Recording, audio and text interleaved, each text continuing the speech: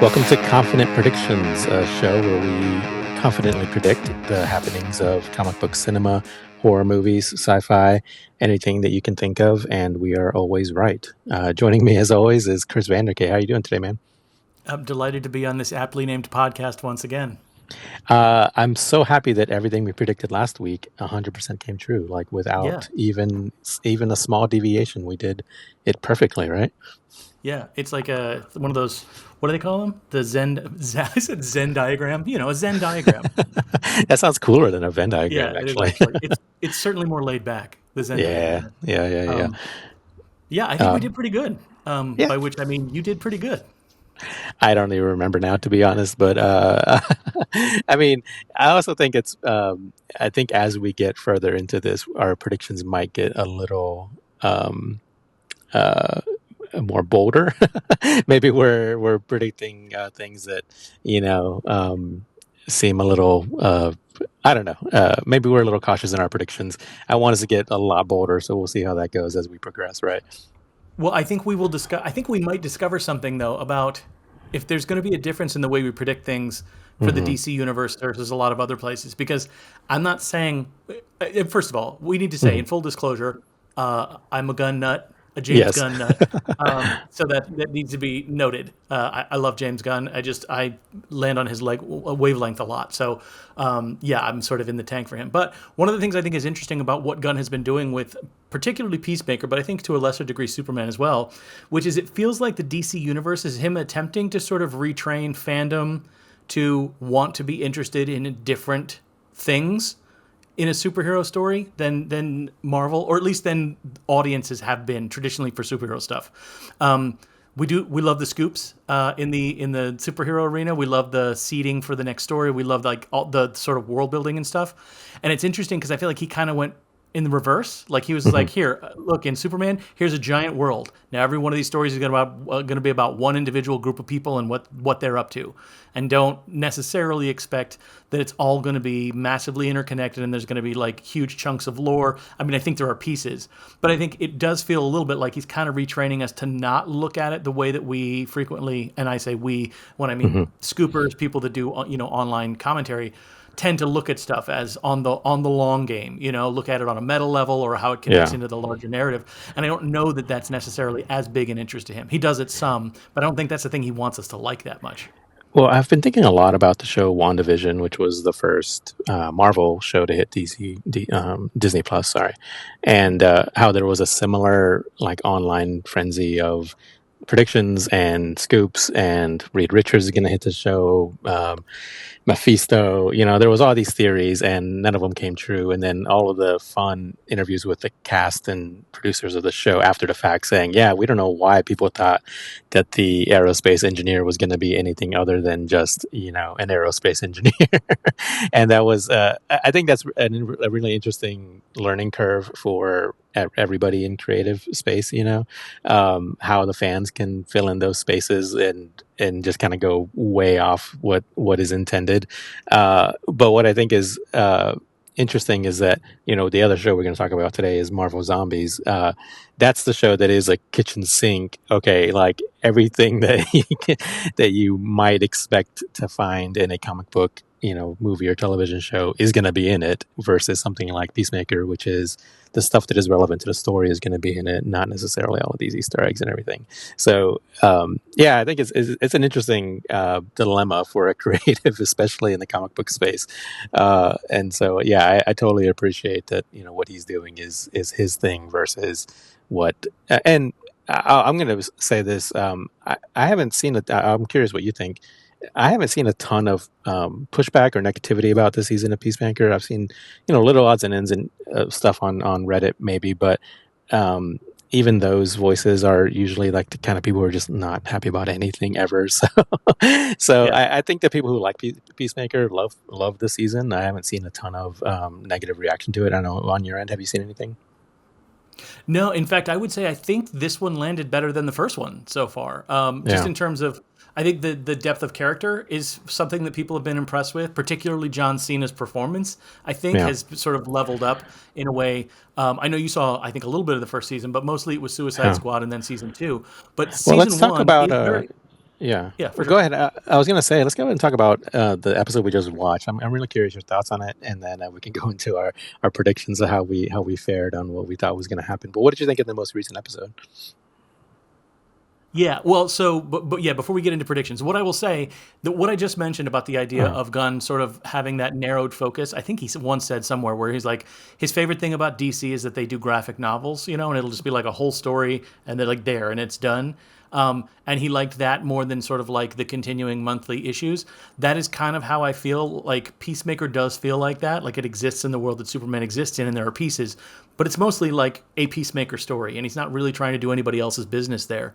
And this episode really hit that home for me more than anything else because you and I were talking like not even about predictions, but just like questions, like, well, how does this group of people deal with the idea that they're just going to go home and hmm leave a world run by Nazis, right? Right, right. Because like, but the irony, of course, is that we're thinking like, well, we just watched these people last week. I mean, last season commit genocide on a group of like butterfly aliens, and like hmm literally killed them all. So first of all, there's not really that cut and dry morality, but also secondly, like did we really think, or like me, I'm talking about me, did I hmm really think that we were going to have like they were suddenly going to turn around and like become the leader of the Minutemen that were going to take down the Nazi regime in a universe they don't even live in?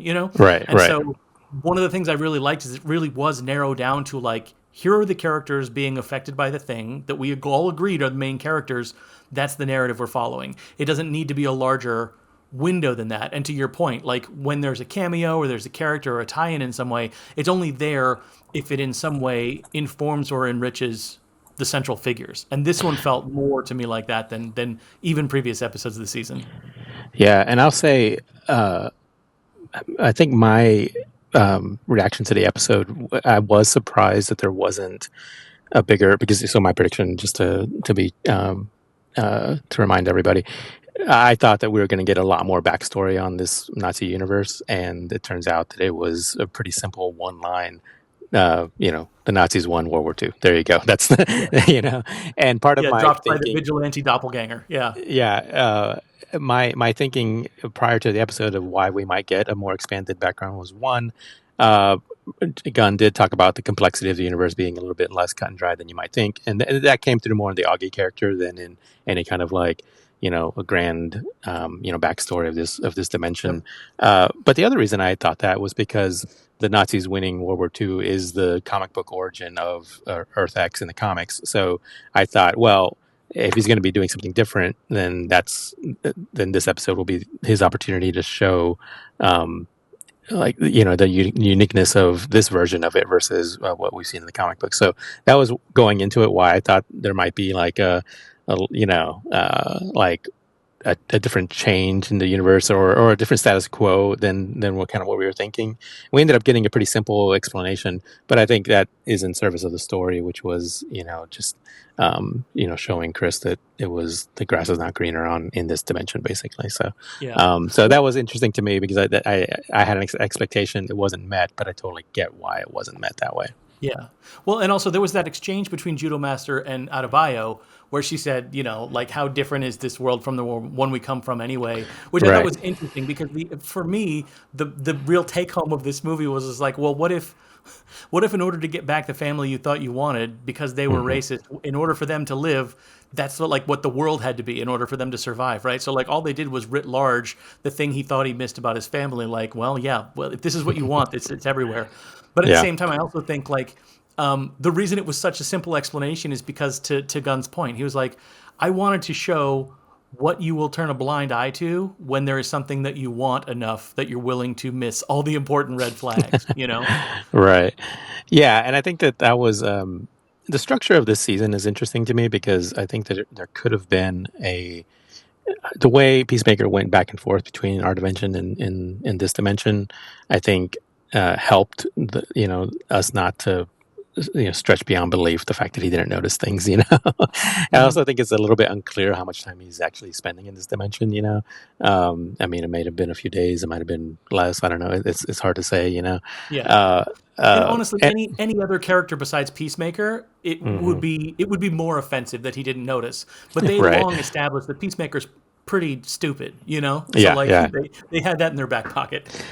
Yeah, and I think that Well, I think the absurdity of the mural to me is like is great because it's so absurd that it puts you in the right headspace that you're not supposed to like literally think too negatively about Chris not noticing because I mean that's as noticeable as it gets and he overlooked it, so it kind of brings um, the storytelling to like something a little bit more comedic versus like I don't know. I think that Yeah, was a fun touch. yeah, I agree with you. It reminded me of the internet monkeys from Superman, right? Like this is the Right, one right, comment where he's going to say, "I'm undercutting the complaint that you're going to come back at me with by putting this moment in here." You know? right, right, right.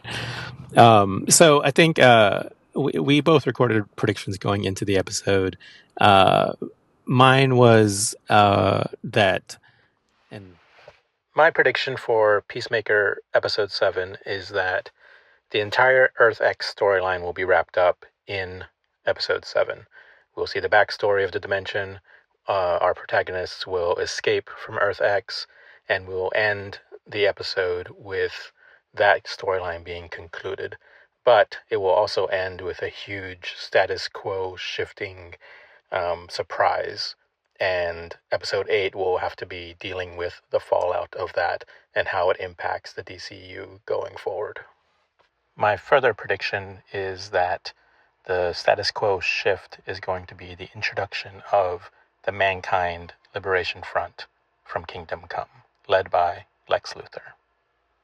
I didn't really think that would come true, but I was throwing that out there because I do think that is where the larger story is going for the DCU is this humans versus metahumans narrative, and I also think that uh, DC like the big crossover in DC has always been Crisis on Infinite Earths, and this is obviously not where this version of the DCU is going. Is to a Crisis event for many many reasons. So it was very interesting to me to think that maybe the big crossover or big um, concluding event will be something more like Kingdom Come. So that was kind of where I was going with that prediction, but didn't come true. Maybe it'll come true next episode. How about you? What were you predicting for the episode, and did Yeah. it come true? Well, so I think both of the predictions that I made, because I made one on our previous episode about this one, Hmm. and then I made one on the recording. My bold and accurate prediction for episode 7 of Peacemaker season 2 is this will be the episode where we find out that Flag is not just working for Argus. The reason that he's trying to get a hold of the portal is for something much more nefarious. We may not see who it is, but we're going to get the definitive evidence that Flag is trying to get a hold of that for some other reason than to just keep the world safe like Argus says. There's something much bigger at work here, and I think it's probably going to play into Man of Tomorrow that someone else is trying to get their hands on that interdimensional power that he has. Both of which still think have the possibility to be true, just end up potentially being in the last episode instead of this one. But the new prediction that I made was that we were going to find out definitively that there was a different boss for Flag, that he's Right. working for someone other than Argus, and what he's trying to secure is not just for the safety of mankind and the way that Argus works, that there's somebody else above him pulling the strings. And I said I thought we were going to definitively see that he was compromised in a sense, working for somebody else. We did not get that, but we also didn't get anything that said that's not true. So my thinking is that similar to what you were talking about with Lex Luthor, I think there is the possibility we get that in the next episode, Yeah. especially since we watched the next week on, and they clearly go into the quantum unfolding chamber. So they're Hmm. going in to explore, and yes, it's the Argus team, but there is certainly the open possibility that the stuff that we're talking about could transpire in that narrative. So Yeah, I agree. I think that's pretty likely where it will go. I think it will be fun for you and I to try to predict who the person pulling the strings might be. Uh, because I mean, obviously there are people from the comics that it could be, but it could just be some, brand new character that he comes up with as well. So that'll be interesting to see. Um, so I think both of us are pretty much. I'm enjoying the season. I have my nitpicks. I'm not as much of a James Gunn, you know, super fan as you are. I did want to talk about one specific thing, and then I want to get your thoughts on it. And it is the whole Earth X, Earth Two aspect of this whole thing. So, okay. so did you watch the podcast for this most recent episode? Yes. Yeah, I watched it Okay. today. Yep. So I maybe you know the answer to this, but do you know if they recorded those, prior to everything airing, or if they're recording them week to week, or is there any sense watching them? Because I've only watched the last couple, so I can't tell how. Yeah, yeah. I believe they recorded them ahead of time because I remember either James or Jen Holland making a joke about having someone come back for second season, and they jokingly said something about, in fact, you should wear that same shirt when you come back. And I Hmm. think the joke was basically that they were probably just recording back to back for a second season Yeah, yeah, episode while they were recording for the first. So I don't know if that's true for all of them, but for whoever that was they were talking to, and I can't remember, that's my suspicion because they've had them done for quite a yeah. while. So that would be my guess. So I'm gonna nitpick about this because I think it's funny, and I just really want to rant about it. But in the last episode, they referred to the alternate dimension as Earth Two. They also referred to it as Earth Two in this week's episode of the podcast. Uh, in the show itself, they never refer to it as Earth Two or Earth X. I mean, it's just the other world, So it's not Mhm. something that is an element of the show, but it's just the behind the scenes part of it. Um, Last week was the big episode, the big reveal of everything. And so Gunn did a ton of press. He was like, and you and I were exchanging links back and forth of various interviews and, a dozen or more. And in every single one of them, he refers to it as Earth X. And my thinking is, okay, you're in charge of this thing. You wrote it. You are very familiar with the DC universe. Which one is it? Does it not matter? When you wrote it, did you have a name for it yourself, or do you never think of it? And my bigger point is just that, you know, uh, the DC in particular, like every sci-fi property, whether it's Doctor Who or Star Trek or Marvel or whatever, multiverse stuff is an element of everything, just because that's how science fiction works, basically. But DC in particular, I feel like it's part of its DNA, because I think uh, as far back as like 1960, whatever, the Flash met the Flash from the other world, and that was the establishment of Earth 2. And then you had a couple of decades of stories of alternate worlds where it finally culminated in the 1980s with Crisis on Infinite Earths. So to me, like, this type of storytelling is so integral to what DC is that he's obviously aware of it and knows it. And so it's just crazy to me that he didn't have a name or a thought of what this alternate world was other than, and so it's funny to me to see him in interviews refer to it as Earth X and then refer to it as Earth 2 on the podcast. And I'm obviously like nitpicking a lot. This is not a big deal, but it's just really funny to me, and I'm curious your thoughts on it. Yeah, no, so this is my suspicion. First of all, I don't I think they do need to assign a quality control person to James Gunn, just in terms of the amount of time he spends in front of a microphone is an enormous Hmm. amount of time, much more than anybody who also has a position like he does. Like he's Yeah, yeah, because he's a creative in addition to being the CEO and also just like a sort of interesting personality. Everybody wants to talk to him and he's willing to talk about the stuff that he loves. So he's out there a lot. And I think sometimes, I think I said this before, I'm like, that one of the other things I love about James Gunn is he's an oversharer, like sometimes to an alarming degree about his personal life and stuff. right, But here's my suspicion is the way that I think it broke down. He was calling it Earth 2 from a descriptor perspective, right? It's the second world that we don't know. And he was just using that as sort of like it wasn't a term of art. He wasn't actually describing the Earth 2 from DC, right? Because in all likelihood, people listening to the podcast may not all be DC Comics fans, and so they don't know.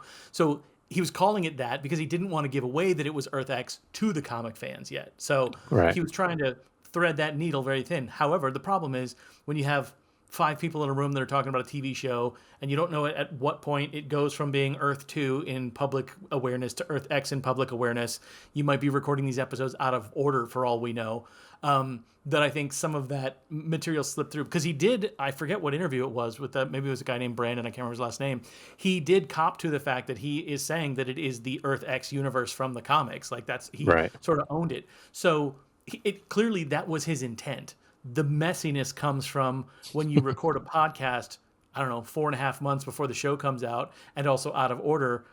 It's hard to map that. And so we were probably getting him talking about that afterwards when he probably recorded it beforehand. And So, Yeah.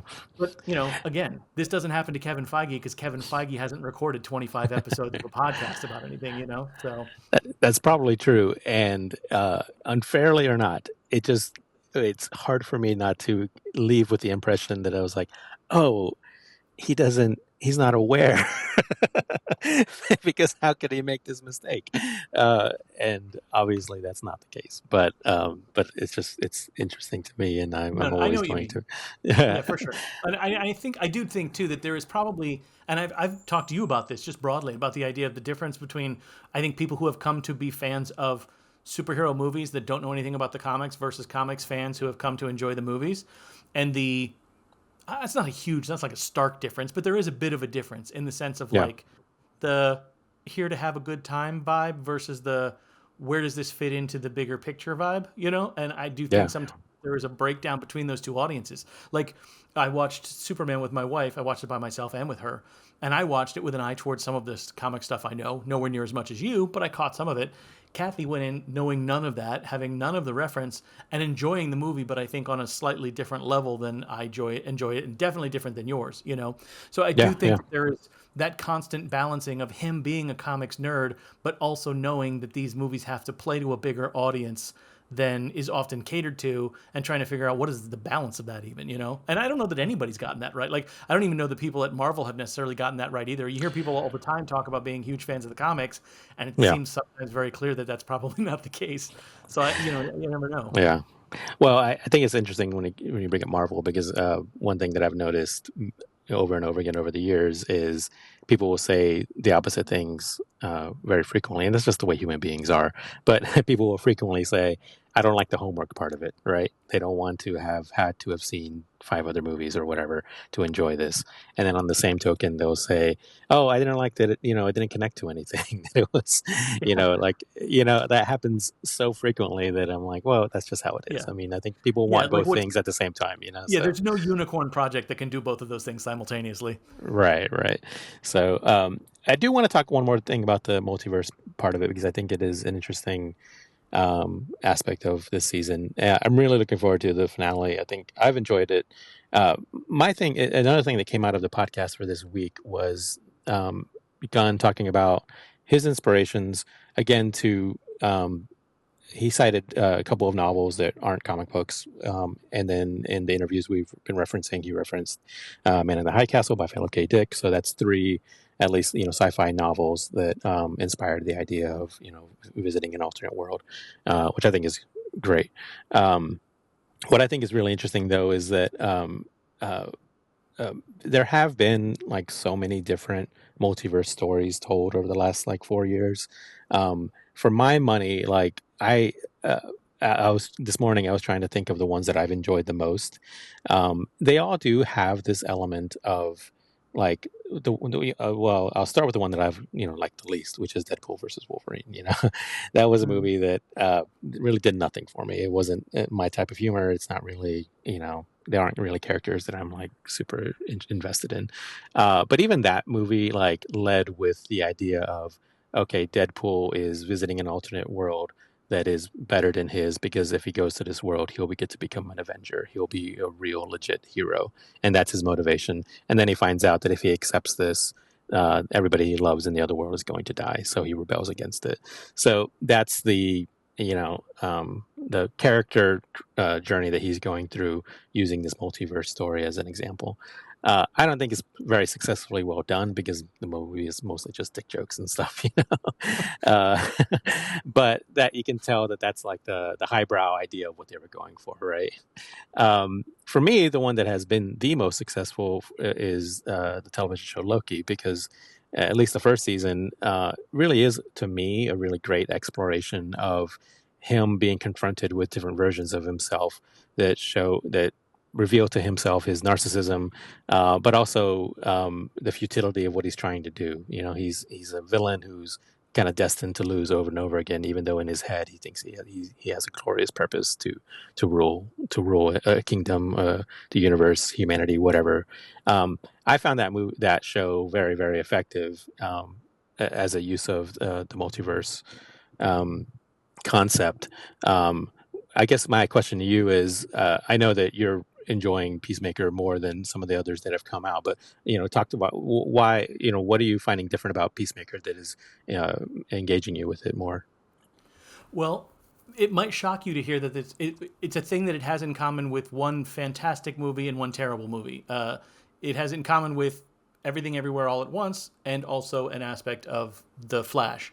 The only thing I really liked about The Flash and the thing I loved the most about Everything Everywhere All at Once, which was, I think Gunn said something about this somewhere, which was that he liked the idea of a high concept idea like this only existing for the goal of a very simple realization or change in a person happening, and that's Hmm. really the reason for it. And while that is true in Deadpool to some degree, like you said, it does feel a lot more. It feels more to me like they wanted to do these big moves and they needed to figure out a motivation to slap on top of it as opposed to the other way around. What I liked about Peacemaker is it reminded me, like in The Flash, he's doing all of that because he just wants his mom to be okay and his dad to Right. not go to jail, right? Like that's the sole motivation. And I think that's interesting. Obviously, that comes from the comic, so it can't be credited to the movie. But then in Everything Everywhere All at Once, the motivation for that is enormous from all the other characters. But from the line in the movie, my favorite line in the movie is, I would have been happy to do laundry and taxes with you for the rest of my life, Yeah. and that the simplicity that comes out of the complexity is the thing that's interesting to me, and I think that's what they did effectively in this storyline that I don't think is always there's a lot of bells and whistles with the multiverse because there's so many options that I think sometimes that piece gets lost.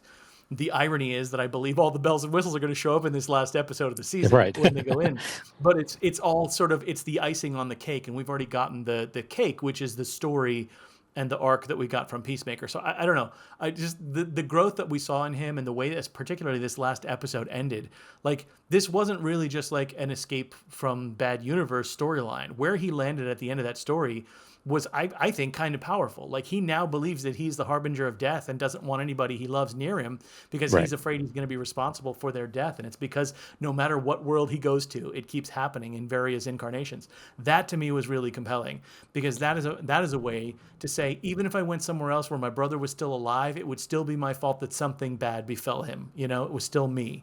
And I thought that was a really powerful way of using a multiverse storyline to still boil it down to how does this affect one human being. Uh, I think that leads really well into predictions for the next episode. I want to ask you a short one and then a long one. The short one is, do you think Captain Triumph will return as a villain or a antagonist for Peacemaker? They spoke about it on the official podcast, but I'm curious your thoughts. And then my second question is just, yeah, where do you see Peacemaker's journey going in episode 8 to the conclusion? Well, so it's interesting because I felt very strongly a few episodes back. I think we talked about this Yeah. that they were going to slam the door shut on the idea of the multiverse in this season. I thought they were going to destroy it. Like I think I even predicted it was going to be a massive like all the doors opened, everything spilling into the QUC, and they were going to have to basically destroy the way into our world to keep everything from coming in or something, just so that we don't have that simple door to go to other realities. I'm beginning to feel like it's possible that that is not the case, which disappoints me, frankly, because I love the idea of going huge and then blowing it up, saying like, Right. look at this endless possibility. Oh, by the way, we'll never visit it again. That was exciting to me. But it was this episode and the stuff with Keith that made me think that it feels like a setup. And unless it's just a setup for one episode later, we've jumped ahead 6 months, something else is happening, and I don't know. And then somehow they're going to come into conflict in this single episode of television before they Right. close down the whole universe. It seems unlikely to me. I mean, I suppose it's possible they're going to destroy this portal, but I mean, we don't know where those aliens came from. They don't have another silver carrying case we're going to run into in the future. So I suppose they could still, quote unquote, slam the door shut. But it does feel to me like they're building up a little bit more. I don't know. Like it felt like an origin story, like a villain origin story for like a Right. legit story later. I don't Right. know that. But maybe that's also skillful writing that's making me think they're building a thing that they're going to pull the carpet out from under me on this last episode. So my prediction, I'm going to stick with what I said. I think they are going to they're going to slam the door shut. The place is going to explode. They're going to have to literally destroy the QUC itself so that no universe has access to any other universe. That's my thinking. So the only thing I would say is that they're probably going to leave Keith, quote unquote, alive. Like he's not going to show up in the QUC and be killed. so that if they ever want to revisit that, he still exists, is my thinking. I think that's probably on the money. I, uh, it does seem both from the show itself and their comments about it that Keith, Captain Triumph, that's his name, right? Captain Triumph is a Mm-hmm. potential villain. I think there's a great, origin story that has just been told about this potential antagonist for Chris. So I think that's uh, probably likely. Um, and then my second question was, yeah, where do you think? So we see Chris at his lowest point at the end of this episode. Yeah, what's his journey between now and the end of the season? Because it is quite dark, and you could see the show continuing a him down a dark path, or maybe he's um, maybe things turn around. I don't know. What are your predictions?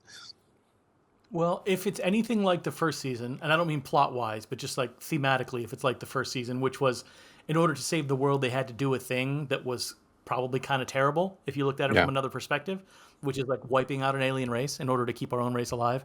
I feel like there might be a similar play here where he I feel like he's in jail by the end of the episode. He will not be in jail, but I feel like there might be a devil's bargain he's going to have to make in order to Hmm. save the people that he cares about, many of whom work for Argus now, right? Like, I don't know if he's best buds with Judo Master, but Judo Master basically saved all his friends. He works there.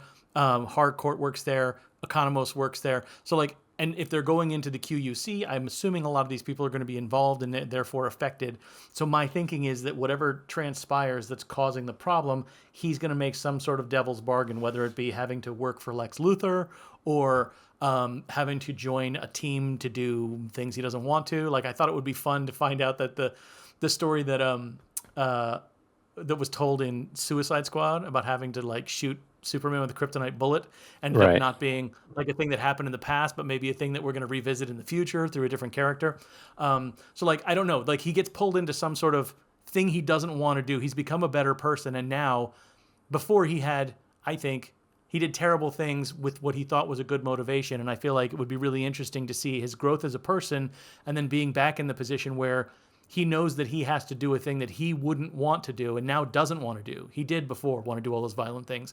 He Right. doesn't now, but it's the only thing he can do to save his friends. And so there's a sense of him embracing having to do something terrible so that he's not responsible for the death of the people that he loves again, you know? Do you think that their story will continue in Man of Tomorrow? I'm gonna be honest, man. I got a little worried when I when I heard Jen Holland say that she was in the podcast. She was like, "Oh, Uh-huh. just I don't know if we're ever gonna get a chance to do this again," and Yeah. it didn't feel set up the way she said it. So it made me worry. Like, what does she know about? Like, are there no plans for another season, or are they going to do something to the 11th Street kids to split them up? Or the way that Right. she said it sounded like I don't know, like she was worried we weren't going to get this opportunity to hang out again. So I don't know, man. There might be a situation of like I hope none of them are going to die. But are they going to be split up?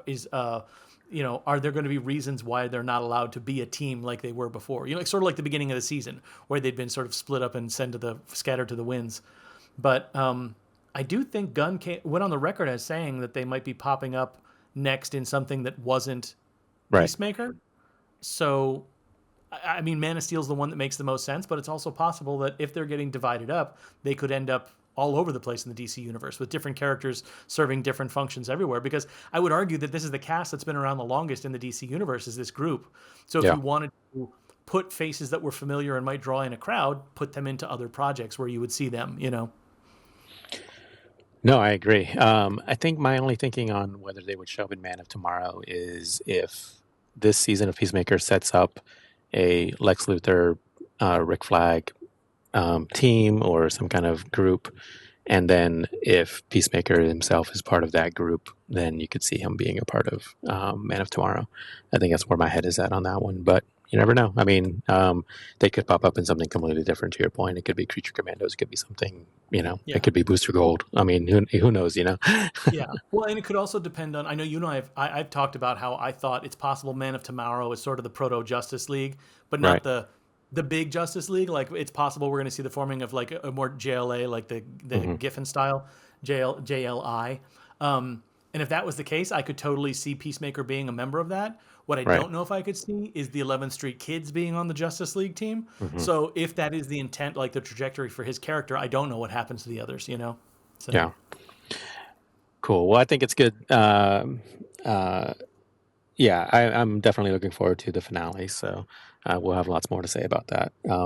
Let's transition to Marvel Zombies. I don't have as much to say about that, but I did finish the series this morning. I know you watched all 4 episodes.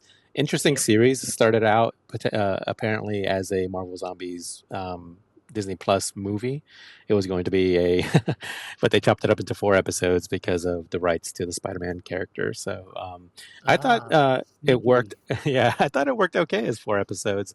I had the opposite thought or reaction to Eyes of Wakanda, which was also 4 episodes, and I thought, oh, this could have been a 2-hour movie, just an anthology-ish kind of movie, and that they split up into 4 episodes. But Zombies, I thought worked really well, split up the way they split it up. I thought they were really distinct as individual episodes, telling a larger story. But you're more of the zombie guy than I am.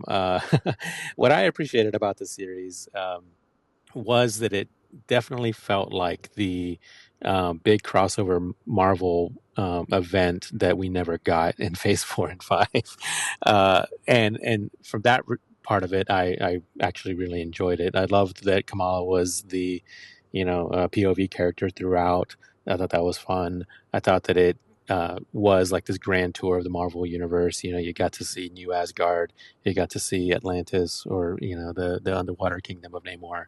You got to see uh, the Skrulls as a biker gang. The Eternals like made a short appearance, or Icarus did. Uh, the whole Moon Knight Blade thing, I wasn't super excited about going in, but I thought it was done really well, and I loved when Khonshu showed up, to let them into New Asgard. All those little touches. So the series is written by Zeb Wells, who's a comic book writer. It definitely had that feel of of something comic book writers do that not necessarily film screenwriters do, which is I'm going to pick apart every little nook and cranny of this property that I'm writing for and finding these fun little connections that we can draw on. Last thing from me, I texted you the other day about the character of Rintra, which is the green like bison that lives at Kamartaj, because I was thinking about him in the context of Midnight Suns. When I texted you that, I had no idea that he was going to show up in Marvel Zombies, and he did. And as soon as he did, I was like, I love that kind of stuff because he's obviously just a background character in Multiverse of Madness, but he's there at Kamartaj because he's a sorcerer. So, what is cooler than a big green cow who can do magic? So, I was really excited when he showed up just because, I love kind of shit like that. So, I don't know. What are your thoughts on Marvel Zombies? Yeah, well, first of all, I agree with you. This is one of those shows where, like, the dude that was behind the counter at the grocery store was actually in another timeline would have been the guy that shot Spider-Man's uncle. Like that kind of thing. Like there's Right. so many ties to everything else in a way that like everybody feels important to the writer, maybe not even for a reason that like will ultimately pay off that well, but it just feels like everything is a candy bag. Like everything you're going to pull out is delicious. You know what I mean? Like there's Yeah. nothing that doesn't feed. But the other thing I'll say I thought was really interesting was it's not a surprise to me that obviously Kirkman was the one who wrote the comic upon Hmm. this, which is this is sort of based. But I think it is very interesting that this series feels like it owes a little bit of a debt of gratitude to The Walking Dead in some respects too, because one of the things they do in the show I thought was very effective was the way that they create different camps and you watch them take a journey to a point at which they meet a group of people who we then learn what their journey was to get to that spot, and we get a second episode's introduction of how these people got here. And because the thing about The Walking Dead that Kirkman always talked about was he said, I love zombie movies, but I don't like zombie movies ending. I don't like them Yeah. when they stop.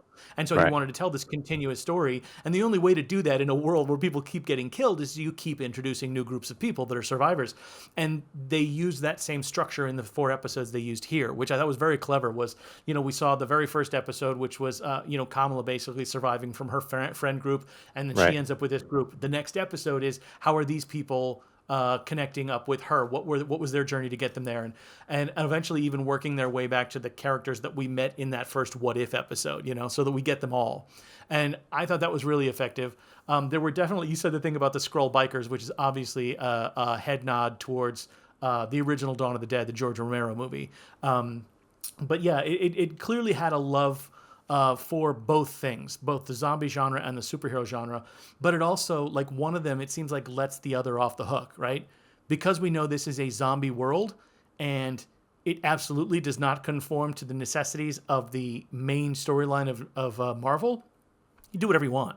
Everybody can be an important character, and anybody can die, and the craziest things can happen. You can have zombies that get blown up because of Pym particles and all kinds of madness that you would Right. never do, A, in a live action movie, or B, in a story where you have to continue this world moving forward. Yeah. Yeah. No, I totally agree with all of that. I do think it is set up obviously for future stories. I think I read this week that it has been doing pretty well ratings wise, so maybe that's a good sign. I do love, the Disney Plus Marvel content, like moving into this space where they're doing more continuing series versus like these one-off shows.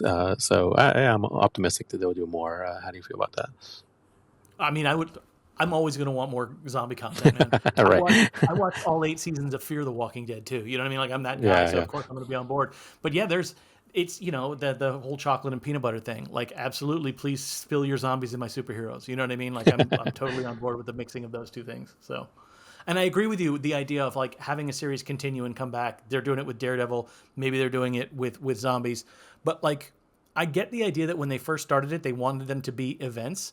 But at the same Yeah. time, it also doesn't create any sense of loyalty or wanting to revisit something if you know it's six and out. We're done, and then we're never going to see these people again, which is Yeah. most of what has happened. Like, the only other series we're going to get a sequel to is from the first series that they did, and it still hasn't come out yet. So, well, Loki, sorry, barring Yeah. Loki, which was a two and done, which is close. But yeah, just so many of them have created the impression that, like, this is a big event thing, and you better Hmm. catch it because there's not going to be any more. Kind of that kind of vibe. Yeah. No, and that's why I'm hopeful, but not. So lanterns, for example, like I want that to be a series versus just a one-off event. Or I think Booster Gold. Yeah, Hmm. again, I want that to be a series because he's such a Yeah. great character. Well, I'm Booster hopeful. makes sense to me as a series for sure. Yeah. I wonder maybe they're going to take the True Detective model of that Hmm. they were talking about for Lantern, and then just every season of Lanterns is going to be two new Lanterns on a new mission. I mean, there are plenty. So you got Yeah, they've got a Kilowog whole and core. Tomar Ray just investigating something. Yeah, sure, why not? I mean, we would get Uh, that would be really fun to get a season though that was specifically focused on Guy Gardner. You know what I mean? yeah, yeah. That leads into something that we can chat about in future episodes. But one of my biggest DCU questions is who is Hal Jordan, and we can talk about that more in depth at a later date. But the actor is in his 50s, I suppose, right? Hmm. Uh, Yeah, Kyle Chandler. Kyle Chandler. Hmm. What kind of career as a superhero did Hal Jordan have in the DCU? Because he's up there with Superman and Batman and Wonder Woman. So like, did he have your typical superhero career? But in the '90s, I'd be really curious to know if there is that backstory already settled, or my suspicion is that it'll be more like, oh well, he had a bunch of adventures, but they were in space or something like that, which to me would be a lot more disappointing. But I mean, Marvel did the same thing with Captain Marvel. Yeah. They said, The his girlfriend but goes to another school. Basically, is what we're saying. yeah, yeah. But okay, we have a couple of segments to finish out the episode. I don't have my notes, so why don't you let us know what Oh we're yeah, going to well, do next? so the first, I think this is a very short one, but I just want to touch on it, which is Yeah, the future of Doctor Who. You were the one that told me that the giant question mark around Doctor Who, like nobody, like Nkuti Gatwa is leaving the show. right. There's I guess, some cloudiness around whether or not Russell T Davies is going to be sticking on board. I know he's doing the spin-off series, but like there's just a giant question mark around what the future of Doctor Who even is. Disney has said they're still in partnership with him, but there hasn't been any announcements about when the show is going to really be returning, right? Right. Yeah. There is currently, I think a few months ago, so there is a monthly Doctor Who magazine that comes out apparently, and Russell T Davies wrote a letter to the fans and basically said, we don't know what's going to happen next. There is still a Doctor Who series coming out next year, The Battle for Earth and Sea or something. I think I'm not sure if I'm saying that 100% correct, but the Doctor isn't in it. It's a war story between two alien races happening on Earth. Sounds interesting. There is a sense that the BBC is waiting to see how reaction to that show will go before they announce, what they're doing with the show proper. There's also the question of whether it will air on Disney Plus or on a different partner altogether. I think Disney Plus was footing the bill for for the show in a big way. So that might be another holdup for why they haven't made any creative decisions. I mean, these are all business things, but Yeah. you and I are more interested in the creative, so what's going on? What I would love to see is like I'm happy that Russell T Davies brought the series back.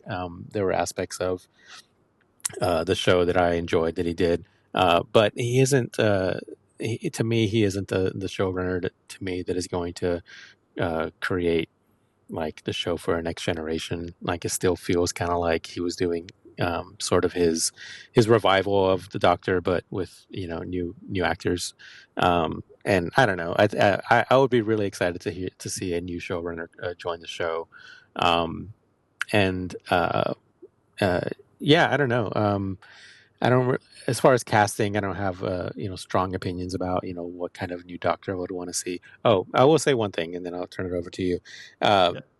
uh, there's a part of me that would actually kind of enjoy the idea of them bringing back the show as a movie, a 2 hour, theatrical movie, Mhm. introducing a new Doctor, new status quo. I think that could be really fun and just really ambitious for them to bring back the show in a big way and to show that a commitment to the character and the series by doing a big theatrical release whenever they finally do decide to bring it back. I don't know. Yeah, well, I could totally see that working too because that's the kind of canvas you need to paint on if you're trying to do like a massive reset that also gets people excited about whatever's coming in the future. Yeah. Well, you're just talking about new blood and next generation, so obviously my choice for the show is going to be a very old white man. But my prediction, I've said this for a while. I've been an enormous fan. Anybody who knows me knows that I'm an enormous fan of Babylon 5 and Sense8, and the creator of those shows, or co-creators, J. Michael Straczynski. He has been on record for many years wanting to have written on Doctor Who. He tried to get an episode, but because of the rules for the BBC, American writers can't. Well, really anybody that's not in the UK can't write on the Mhm. show, showrunners and stuff. He put his hat in the ring back just before Chibnall took over a few years back, and like made a very public display of like, hey, I'd be really interested in doing this. And some people remember that, and there was like a little bit of a rally for it. But months before, I don't know, 6, 8 months before all of this stuff about Doctor Who sort of started rumbling, J. Michael Straczynski announced that he sold everything he had in his house. Like, he sold his place. He bought an apartment in London, and he just moved over there to write. He was just going to live there. Yeah. And I just feel like my confident prediction, and maybe this is also just a wish that I'm trying to manifest into the world, is that he moved there to get resident status in the UK because he is not going to leave this mortal coil until he has worked on Doctor Who. And so my belief is that he's going to do whatever he has to be the next person to show run Doctor Who. I think that's why he literally upended his life at his age because he was like, I got to do all the other things I wanted to do. This is the one that's always eluded me, and this is the only reason. So I'm going to correct it right now. So I genuinely hope that's the case, and that is my prediction, and that is going to happen. Even if it's for a season, I think he'd be happy with that. That was enough. But I think, and also when you think about it cynically, I can understand people from the BBC or anywhere else thinking, at the very least, this is going to get people talking about Doctor Who again in a way that nobody has for a long time. Because Right. Babylon 5 was huge in the UK. It's an American writer writing Doctor Who for the first time, who is a distinctly British character. So that's certainly going to be a surprise and a conversation piece. So I don't know. It seems like there is a very real possibility that that could be something they're at least considering. Uh, are are there themes in J. Michael Straczynski's writing that you think makes him, particularly interested in Doctor Who as a property? I think so. There's some of the same things that make him like Superman, and also I think the thing that made him write Midnight Nation, which Hmm. is the power of a single individual using ingenuity and compassion to be able to change something in a big way. I Yeah. think that is something that he cares a lot about. The idea that the personal responsibility to try and change the world for the better using whatever tools you have at your disposal is a big thing for him. Like you don't have to save the world, but you have to do your part.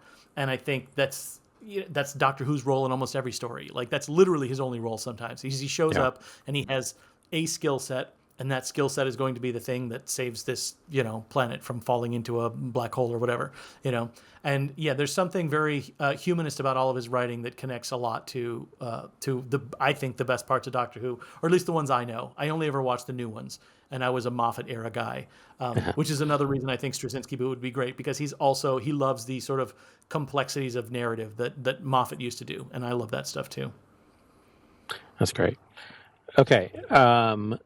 So you and I, in our roles as prediction makers, uh, I think we both travel in circles where we hear certain things occasionally. I have been in receipt of a scoop that I wanted to talk to you about and get your opinion on. So I've heard from various people that casting is not quite underway yet on Man of Tomorrow, the next DCU movie from James Gunn. Sure. But while casting isn't underway yet, there are obviously people that James Gunn wants to work with and has made known to various people. What I've heard through the grapevine is that the casting for Brainiac is going to be very highly sought after, and that his wish for, well, what I've heard is that he actually has a person in mind. And the only clue that I got from this Cooper was that the person is totally out of left field. You're not going to expect this casting when it's announced. But the only clue they gave me was that it is not a person who's known as a actor, but a person who is known as a director. So now there are various people in Hollywood who have been, Bradley Cooper is a actor and director, Right. but I'm thinking it's more, if it's going to be a surprise, it's not going to be somebody who's primarily known as an actor. So I found that very interesting. Many names came to mind for me, but I'm throwing that out there as potential, thoughts for Man of Tomorrow coming in 2027. Okay. Well, so I'm the pot is boiling right now. But so who are you? I think I might have a couple of theories, but who was there somebody in specific that you thought of, either that you think it actually is or that you would like it to be? Yeah, so the note from the person I know said that it is a director, and that was it. So my Okay. thought was, okay, Brainiac, who could it be? And my first thought was, I'm a Star Trek nerd. I loved David Cronenberg in Star Trek Discovery. I thought he did a great job as this kind of mysterious, kind of a shady, antagonistic foe in Star Trek Discovery. And I thought he would be a great Brainiac. I don't know if he's going to be Okay. painted green or if he's going to shave his head and have those little weird crystals on his head or whatever. I don't think he'd go that far, but I think David Cronenberg as Brainiac would be amazing. And that's awesome. Well, he was a bad guy in Nightbreed, the Clive Oh Barker yeah, movie, and he was yeah, amazing in that. Yeah, no, he'd be great. His sort of like flat, affectless, sort of Canadian voice delivering like superlatives to the human populace. Yeah, that's pretty great. I like that a lot. Well, you said I noticed you said director, but you didn't say male director. that's right. Yeah. So, yeah. So I'm thinking like, okay, so who's a director? Are there any female directors that could play it? And I'm thinking, okay, well, DC is I don't know, bankrolled by Zaslav, who runs WB, and who works with Greta Gerwig, and Greta Gerwig is a director, Ah, but who also has a huge directing career. She's making Chronicles of Narnia, and so like she knows her way around a blockbuster film too. So could it be like I guess it's not exactly a stunt cast, but in fact it would be sort of like almost against the expectation, because she yeah. is sort of very sweet looking. So I kind of like the idea that it would be this very sort of like you know kind-eyed like, I'm trying to think of like, Lady Bird, she's gonna Yeah, like take over the world. There's something fun about that. Frances Ha takes over the world. I love that. I think that would be incredible casting. Uh, so putting it out there, we you might start seeing this rumor out on Reddit because if I heard about it, I'm sure a million other people heard about it too. So Yeah. you'll start seeing this bubble up around the You internet. know what though? I'm sure. You just said a second ago, you said something though that connects back to a theory I had. So I'm going to do a double prediction. Sure. You said Bradley Cooper. You mentioned him, right? Yes, he is known as an actor, but he is a director. But here's Hmm. the thing. What if it was Bradley Cooper, right? And what if Bradley Cooper was Brainiac as the character he has already played in the Superman universe, right? Which is Oh, okay. Jor-El, right? Yeah. Kal-El's dad. And then that's the way that they make him a personal antagonist to Superman, right? We already know he's a little shady about the way he feels about humans anyway. So, like, is it that far fetched that if a machine got a hold of his essence or his, whatever his uniqueness, that he would, he would agree with whatever this machine was about taking over the universe? And it also makes sense that Lex would be willing to team up with Superman in order to take down yet another Kryptonian that was trying to ruin the world. Like, probably the only thing that could bring Lex to want to team up with a Kryptonian is to take down a worse Kryptonian. So that's my double prediction. It's going to be Bradley Cooper, and Bradley Cooper is going to be playing the same character he played in Superman as Brainiac. Boom. That's tough to beat. I think that I mean, you heard it here first, I think. He was All hiding. It right. was in plain sight all the whole time. Sleight Yeah. of hand. He was pulling on us. Okay, so to wrap things up, as we do here on Confident Predictions, we do take note of all of the confident predictions around the internet, on Reddit, sorry, on Facebook, on X, on Instagram, on the internet. so, On internet. on internet. So, Chris, I know you've rounded up a few confident predictions out there. Let's weigh in on some of these. I did, yeah. So one of them I saw was there's a rumor out there now that it's going to be revealed that the in Spider-Man Brand New Day, one Ah, of the yeah. things that's going to be revealed is that the Hulk unintentionally killed Peter Parker's parents during the Battle of New York in the Avengers, and that I Yes. guess is the thing that they're saying is sort of the inciting incident that makes the Hulk the quote unquote villain in this piece. That revelation, that piece of info. That sounds like 1,000,000% bullshit to me. I don't think that doesn't even make sense to me timeline wise. I think that I think that Peter Parker's parents died when he was like an infant, you know? So, I mean, obviously they can change things, but I mean, more likely maybe he's the reason why Uncle Ben died. We never really got to see that, you know? Um, so I don't know. Either way, I think, well, I don't know, I wouldn't believe that either. But yeah, I heard this rumor as well, and I just think it's Yeah. total bullshit. I don't know. What do you think The about it? only the only devil's advocate position I'll take here is that it has felt to me in recent Hmm. days, certain casting announcements, certain decisions to bring people back, that there has been a sense of wanting to recapture something that has been lost in the Marvel universe of late after the what however you feel about the quality of the last few years worth of films, that there has been a public sentiment that Marvel has kind of lost its way, and so there's been Hmm. a little bit of a retreat back into the RDJ and back into the Russos and back into the, like, get back into the safe and loving arms of the ones who shepherded us to the greatness. And so I can see like just the tiniest bit of theory about, well, this brings us back to the Avengers era. It brings us back to remembering the fondness of the things that people love so well. The things that were unambiguously great at the time. Nobody was complaining about the Avengers. You know what I mean? The first Right. Avengers movie. So that's the only thing I could see. But I do think it's stretching it, especially because it doesn't necessarily it doesn't add anything to the story. It's not like we're suddenly going to see a flashback and watch like the Avengers movie Right. from the point of view of a 4-year-old. Yeah, yeah, yeah. That one seems pretty outlandish for me. Okay, what else? What else you got? And then this other one, which I don't know if you've heard this one before. I've heard this one rattling around for a while, but that Ghost Rider is going to reportedly have a cameo in Avengers Doomsday, or I don't know if Yeah. it's the first Doomsday or the second one, but he's going to have a cameo in it. And there's a conversation. Obviously, A, is it true? But B, if he Hmm. is, which Ghost Rider is it going to be? Is it going to Yeah. be the Nicolas Cage Ghost Rider? Is it going to be the Who is it on Agents of Shield? I can't remember which Gabriel one. Luna, right? Right, right, yeah, Gabriel Luna. Yeah, so is it going to Yeah. be one of those two? Is it going to be both of them, or are they going to recast with the intent of introducing a Ghost Rider that is going to be into the universe moving forward?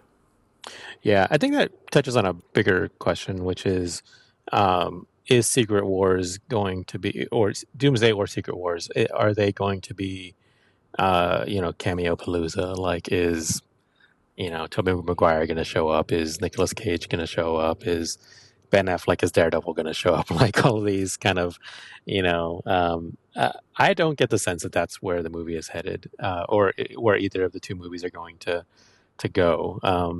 That seems very much like internet scooper stuff to me versus like reality. Yeah, uh, when it comes to Ghost Rider specifically, uh, I think if Ghost Rider does make an appearance, it will be as a new actor, new character, independent of anything we've seen before. Because I do think there is a strong interest in doing a Midnight Suns type movie or television show with some of these more supernatural characters. It'd be great to have Blade and Ghost Rider kind of headline that show. So why not introduce that character in something like Doomsday or Secret Wars? yeah, To me, it would be more like what happened with Civil War, where you brought in new blood, like Black Panther and Spider Man, introduce them in a big event movie, and then spin them off into their own thing. I can see that happening versus a cameo by scene of Nicolas Cage. Yeah, Doctor Doom escorting Mister Fantastic on a flying disc over all of these rooms where people are having battles, and there's a room where right, Diego Luna and Nicolas Cage are fighting for Ghost Rider supremacy. You don't think that's going to right. happen? No, my one thing though is that I actually really do like Gabriel Luna as an actor and performer. So if he joined the Marvel Universe proper, I'd be all for it. That version of Ghost Rider is to me not as cool because he drives a car versus a motorcycle. But I love that actor, and I mean, if he was Ghost Rider, I wouldn't complain. I think that'd be awesome. Yeah, no, I agree with you. I like the actor. I was never as in love with Agents of Shield as some of my friends were, Right. but I'll take it. You know, and they brought Yeah. Thunderbolt back from friggin' from whatever that thing was on ABC, that 8 episode Yes. run. So All they'll right. bring him back. They'll bring anybody back. Cool. All right. As keeper of the notes, what else we got before we wrap up for today? I think that was pretty much everything, unless you wanted to. No, I think that was. Oh, do we have any predictions on what the Russo picture means? Yeah, let's close with that. So, Joe and Anthony Russo posted a photo on Instagram, a mysterious photo of the set from Doomsday. It's black and white. You can see various, you know, just stuff in the foreground, in the background, somebody sitting in a chair, maybe. It's obviously a callback to something they did in between the release of Infinity War and Endgame. At that time, when they released that image, a teaser, the title of Endgame hadn't been released yet. I don't know if you remember that, but Infinity War Yep. came out, and there was no title for Infinity Endgame. One of my favorite, moments in Scooper history. There was a very prominent Scooper who, at the time, came out with a story that they heard that the title of the movie is going to be Avengers Annihilation, and it was like 100% certain. That's the name of the movie, Avengers Annihilation. And there is a comic crossover from back in the day called the Annihilation War or something like that. So, there was a thought that they were just recycling a title the way they have done in the past.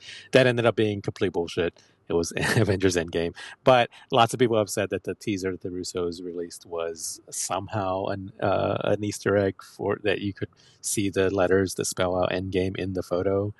I don't think that was true at all. And when it comes to the current photo, I just don't think there's anything to it at all. But uh, they never actually said anything about the previous photo about whether there were any Easter eggs or hints in it. So, Yeah. Well, that was what I so was I going don't to point know out, which is the funniest part of it. It's never even been confirmed what the first one was. So exactly. Yeah, why would we have any theories as to how we yeah. think it's going to tie into the first one when they never even addressed it? I think the caption says "Look closer," and there Yeah. is a person in the photo, and for all we know, that person is, you know, reading the script on their phone or something. And so if you were actually able to look closer, you would be able to see spoilers maybe.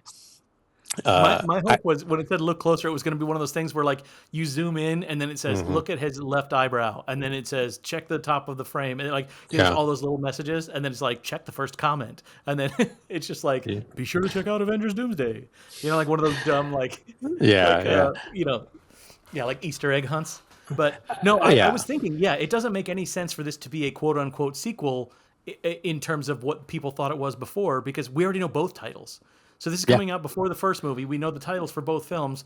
So either they're saying there's a hidden plot point in this picture somewhere, Hmm. because that's the only thing that they could give away at this point. Like if they wrote Doomsday, can you imagine how disappointed everyone would be searching Yeah. the picture to find out that yes, the title they already told us is in fact the title. Right. Like that's all you could glean from that.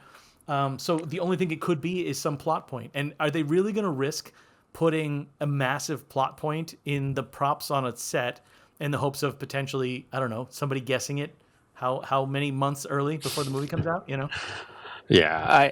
I also seem to recall they did a lot of posting of very, very zoomed in images of like, you know, Captain America's shoulder, or like, like very like swatches of a costume or something. They would do a lot of stuff like that. I think they think that it builds buzz, and I guess it does. I mean, people are talking about it, Yeah, but I don't think it's anything more than that. I really don't think that if you investigate it further, you'll find anything out about this movie. So, yeah. But if we're wrong, which we never are, be sure to uh-huh. write us and let us know, right? Exactly. So, with that, we will close this episode. We will be back next week to talk about Peacemaker season 2 finale, episode 8. Um, it's called The Full Nelson. uh, each episode has had a kind of name pun in the title, correct? I think so, yeah. Yeah, Which this most means recent that, one was like a Keith in the night or something like that, right? yeah, yeah, Yeah, ignorance is Chris. Yeah. yeah. So yeah, the full Nelson next week. We will talk about it. We will have predictions, and we will be right as always. Looking forward to it. Chris, yeah, thanks for joining me today. We'll talk again soon. Absolutely. Pleasure as always. All right, later.